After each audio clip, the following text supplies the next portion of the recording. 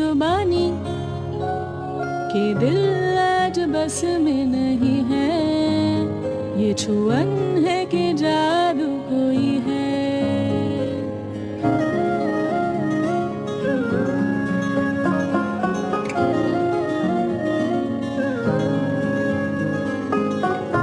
প্রেমের স্পর্শ, বিশ্বাসের স্পর্শ, তোমার কোমল ত্বকের মিষ্টি স্পর্শ।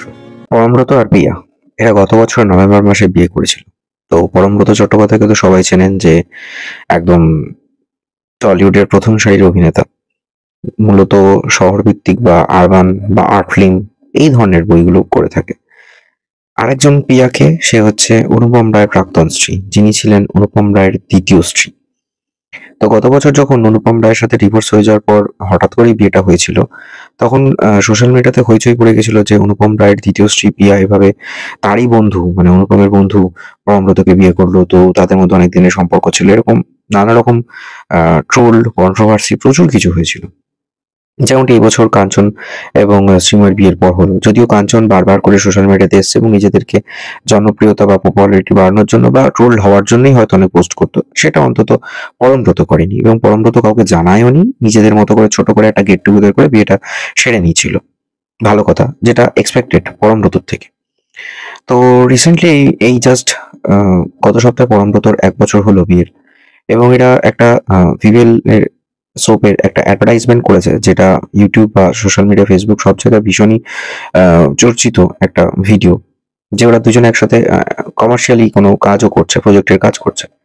তো সেক্ষেত্রে এদের নিজেদের আন্ডারস্ট্যান্ডিং বলুন, অভিনয় বলুন, সবগুলোই একটা হয় না যে প্রকাশ্যে দেখা দিচ্ছে, ধরা পড়ছে।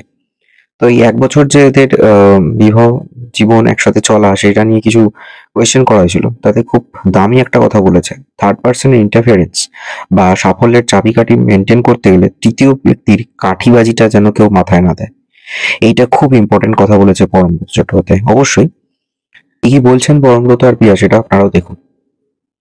হ্যাঁ, মানে আসলে কি হয়, প্রেম জিনিসটার সঙ্গে যতই সেটা নিয়ে সিনেমা হোক, সাহিত্য হোক, কোথাও একটা এটার সঙ্গে একটা নানা ধরনের প্রেমের ক্ষেত্রে নানা রকমের ডিগ্রিতে কিন্তু নিষিদ্ধতা জড়িয়ে আছে কোথাও একটা, আর কি নিষেধ আসবেই আর কি, যে বয়সেই করো, যার সঙ্গেই করো।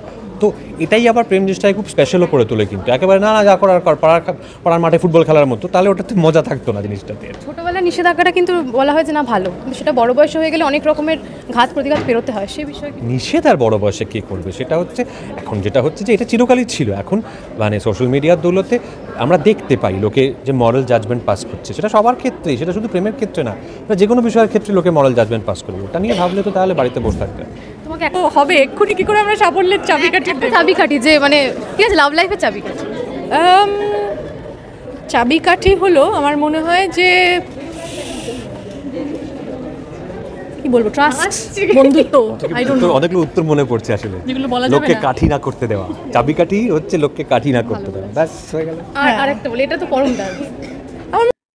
আরো কয়েকটা কথা ইম্পর্টেন্ট, যে প্রেম মানুষের জীবনে বহুভাবে আসতে পারে, নানাভাবে আসতে পারে। ছোট বয়সে হলে সেটা বড়দের, অভিভাবকদের মারধর, ভয়, শাসানি এ সমস্ত থাকে। আবার পরিণত বয়সে হলে সেখানে সমাজের একটা ট্রোল হওয়ার ব্যাপার থাকে। বিশেষ করে এখন সোশ্যাল মিডিয়াতে কোনোটাই মানে রাগ টাগ থাকে না, সবাই সেটা জানতেই পারছে এবং সেটাকে নিয়ে ট্রোলও করছে। স্পেশালি যারা পাবলিক ফিগার, তা সে সোশ্যাল মিডিয়া পাবলিক ফিগার হোক বা অন্য কোনো ক্ষেত্রে পাবলিক ফিগার হোক, সেটা নিয়ে ট্রোল হয় এবং এই ট্রোল হওয়ার ফলে নানা রকম কথা, কন্ট্রোভার্সি, নেগেটিভ কমেন্টস, এগুলো সহ্য করতে হয়।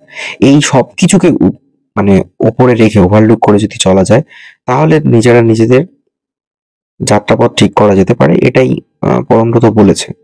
তো আমি সাপোর্টও করছি না, আমি ক্রিটিসাইজও করছি না। তবে পরমব্রত এবং প্রিয়া তারা নিজেরা যথেষ্ট পরিণত বয়সে কোথাও মনে করেছে যে এখনকার দিনে এইভাবে একসাথে চলতে পারলে অনেক বেটার। কেন, এখন মানুষ অনেক বেশি ওপেন মাইন্ডেড, অনেক বেশি ডেসপারেট। আগেকার দিনে মানুষ অ্যাডজাস্টমেন্ট করতো, এখন অ্যাডজাস্টমেন্টের সংখ্যাটা কমছে, বিয়েও ভাঙছে। কেন, বিয়ে মানে অ্যাডজাস্ট করেও চলতে হবে, এটা ঠিক কথা, কিন্তু সেই অ্যাডজাস্ট করার লিমিটেশন থাকে। তাই কিছুদিন আগে একজন বলেছিলেন যে এখনকার দিনে বিয়ে যদি 5 বছর ওয়ার্কআউট করে, তাহলে সেটা 50 বছরের সমান। সেক্ষেত্রে পরমব্রত প্রথমবার বিয়ে করেছে 40-এর উপর বয়সে এসে, তারই বন্ধুর স্ত্রীকে, যার অলরেডি 3টে বিয়ে হয়ে গেছে অনুপম রায়ের। তাহলে বুঝতে হবে অনুপম রায়ের সাথে হয়তো অনেক অ্যাডজাস্ট করে উঠতে পারিনি, যেটা প্রিয়া হয়তো অনেকদিন ধরে সহ্য করতে না পেরে পরমব্রতর সাথে সম্পর্ক জড়িয়ে পড়ে। এবং যাই হোক, তারা একসাথে রয়েছে। সো হোপফুলি তাদের জীবনযাত্রার পথ আরো মসৃণ হোক। আর হ্যাঁ, যেটা আগেরবার আমি বলেছিলাম, এটাতেই যেন ওরা স্টিক করে থাকে, ফার্দার না বলে যে আমরা অ্যাডজাস্ট করতে পারছি না তাই আমরা আবার ডিভোর্স নিচ্ছি। সো পরমব্রত যেন এর সাথেই লাইফটা কন্টিনিউ করতে পারে, এটাই আমি চাইব প্রিয়ার সাথে। সো ভিডিওটা কেমন লাগলো অবশ্যই জানাবেন। Stay tune on our stories.